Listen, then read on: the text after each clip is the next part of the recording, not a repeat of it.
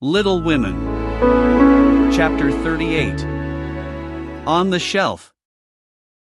In France, the young girls have a dull time of it till they are married, when Vive la Liberté becomes their motto.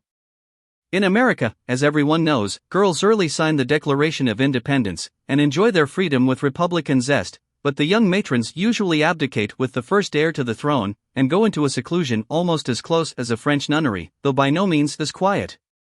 Whether they like it or not, they are virtually put upon the shelf as soon as the wedding excitement is over, and most of them might exclaim, as did a very pretty woman the other day, "I'm as handsome as ever, but no one takes any notice of me because I'm married."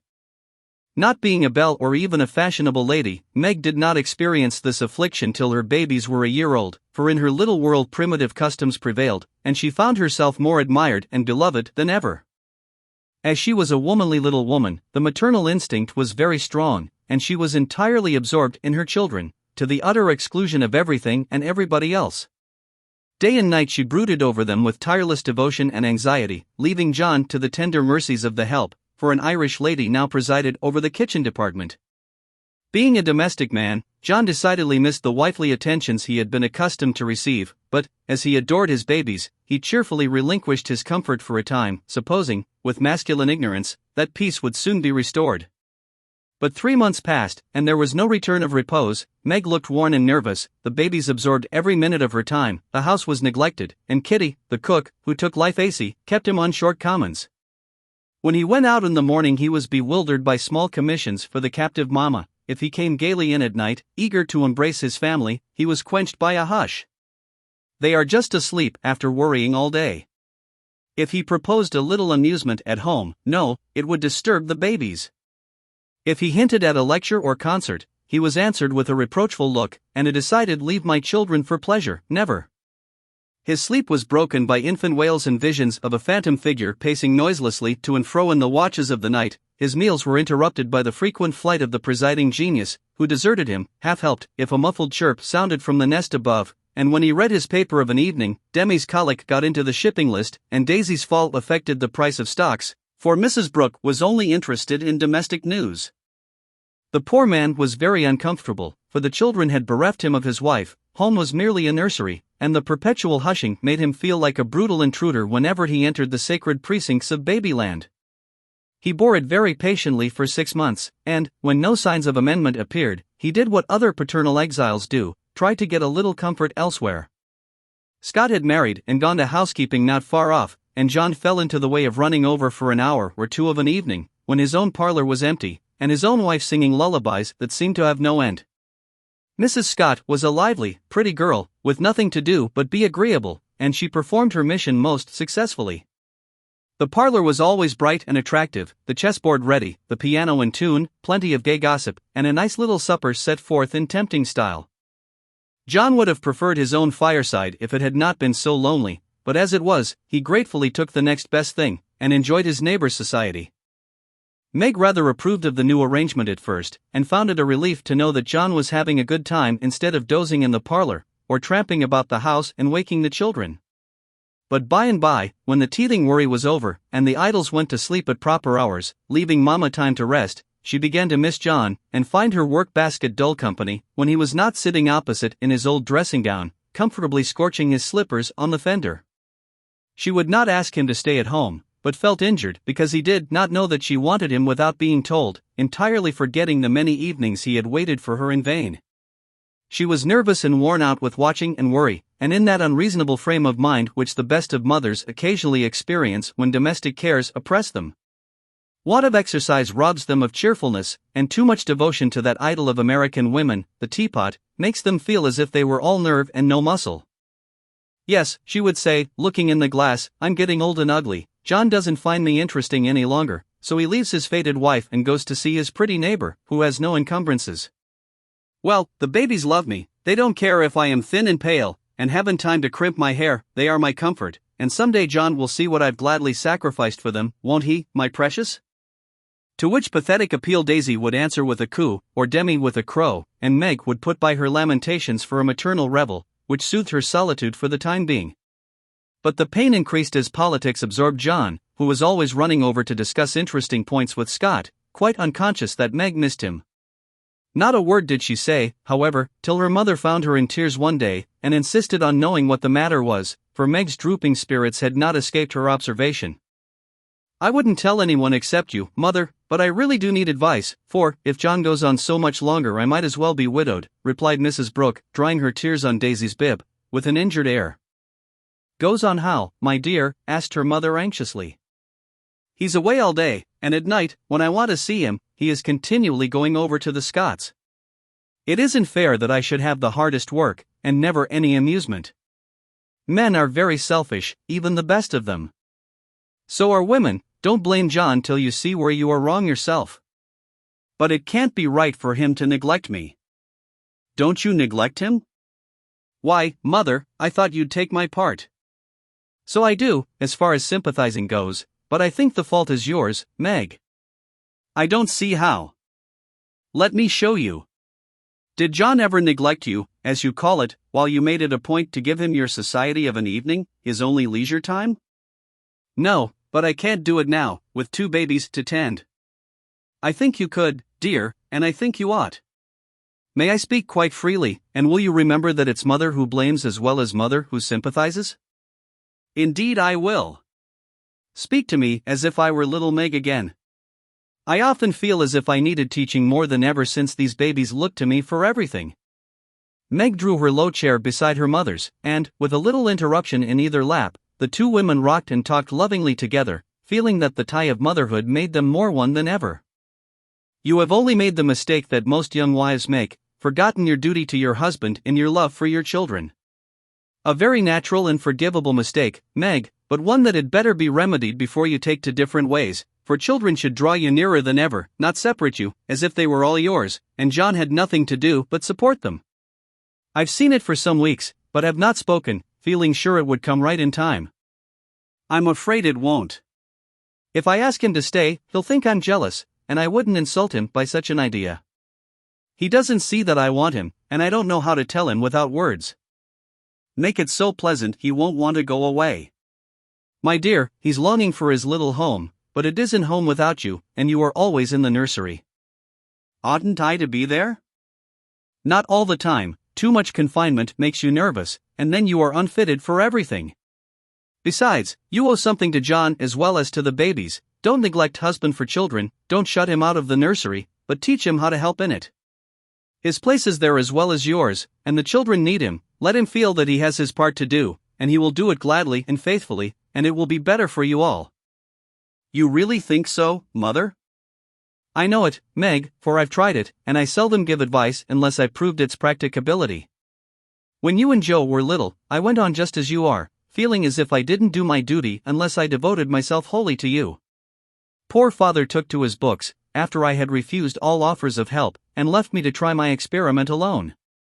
I struggled along as well as I could, but Joe was too much for me.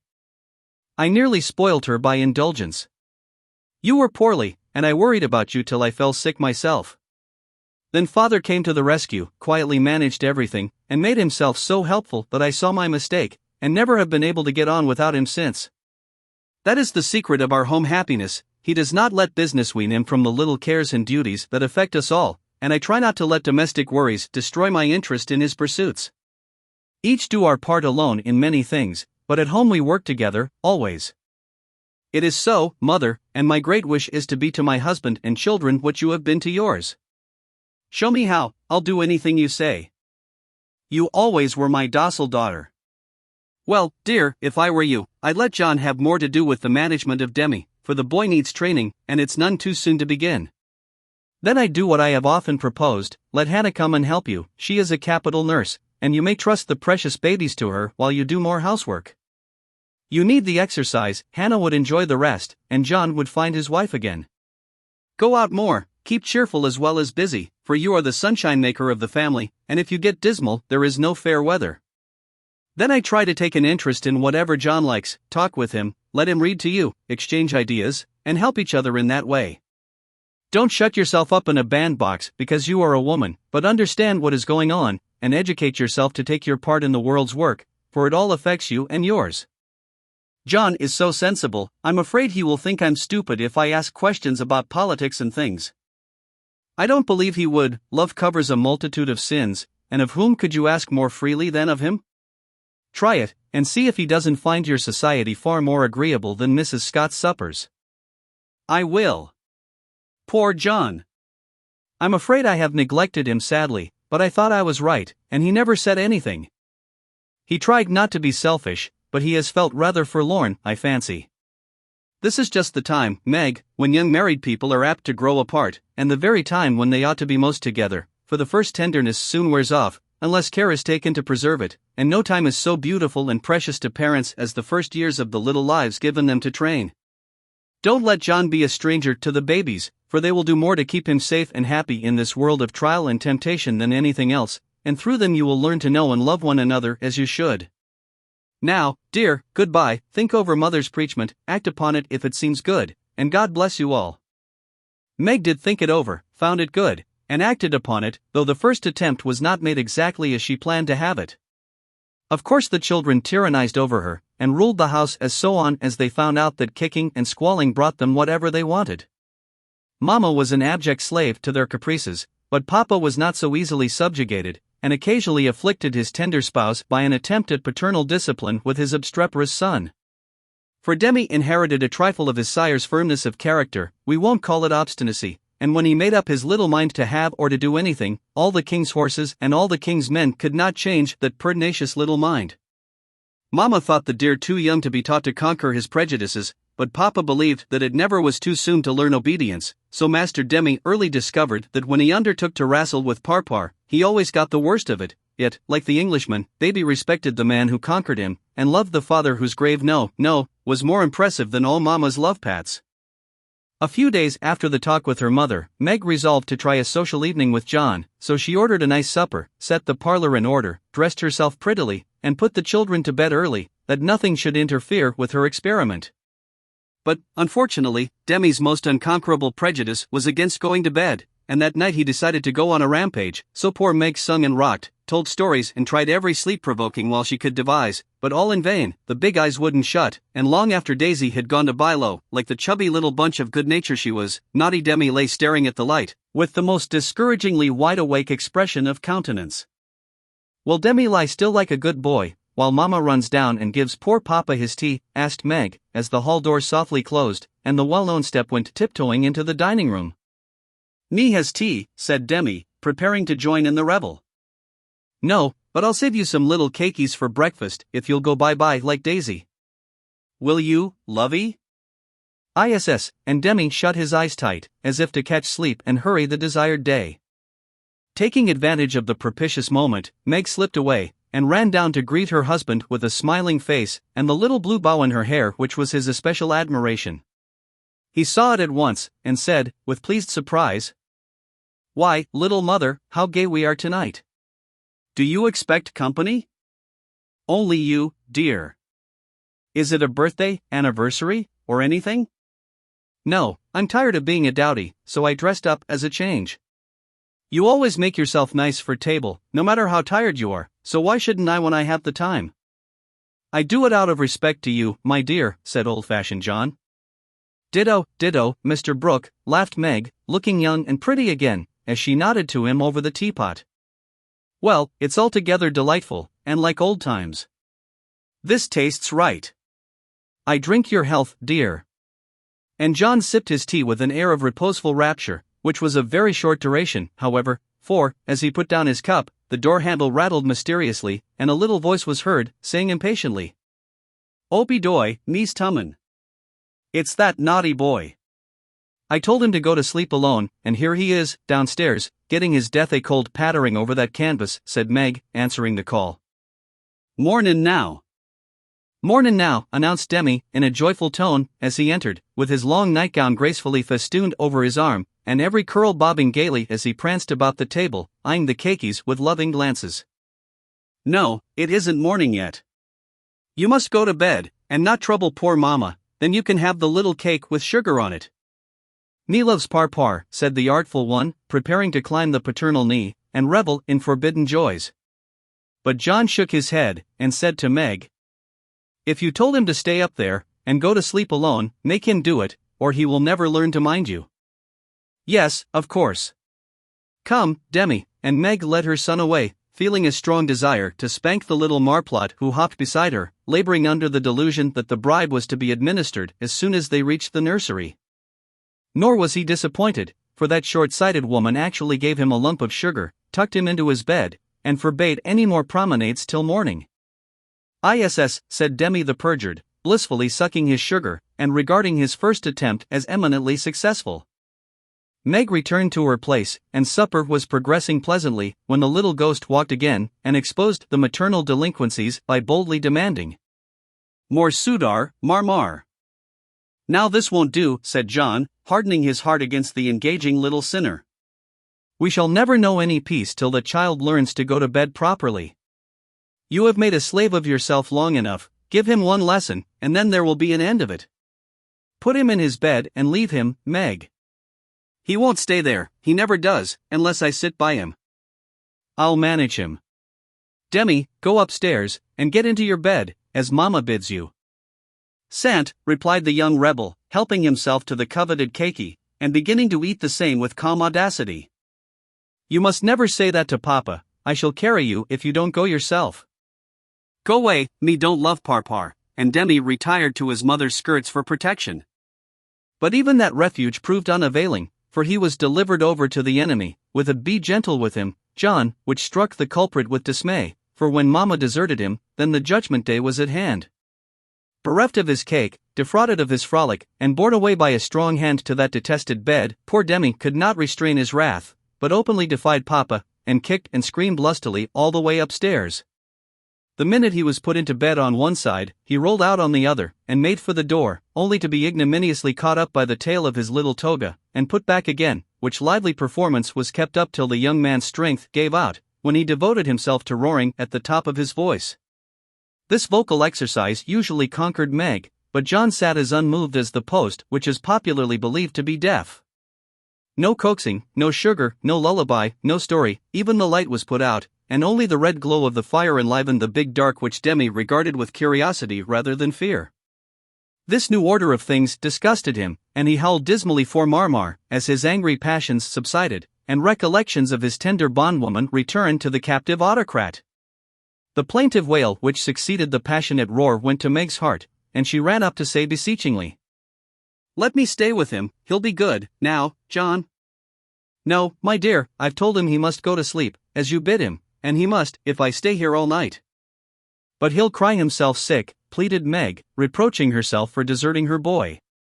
"No, he won't, he's so tired he will soon drop off, and then the matter is settled, for he will understand that he has got a mind. Don't interfere, I'll manage him. He's my child, and I can't have his spirit broken by harshness. He's my child, and I won't have his temper spoilt by indulgence. Go down, my dear, and leave the boy to me." When John spoke in that masterful tone, Meg always obeyed, and never regretted her docility. "Please let me kiss him once, John?" "Certainly." "Demi, say good night to Mama, and let her go and rest, for she is very tired with taking care of you all day." Meg always insisted upon it that the kiss won the victory, for after it was given, Demi sobbed more quietly, and lay quite still at the bottom of the bed, whither he had wriggled in his anguish of mind. "Poor little man, he's worn out with sleep and crying. I'll cover him up, and then go and set Meg's heart at rest," thought John, creeping to the bedside, hoping to find his rebellious heir asleep.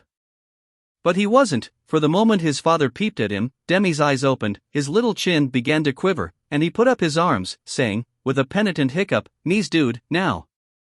Sitting on the stairs, outside, Meg wondered at the long silence which followed the uproar, and, after imagining all sorts of impossible accidents, she slipped into the room, to set her fears at rest.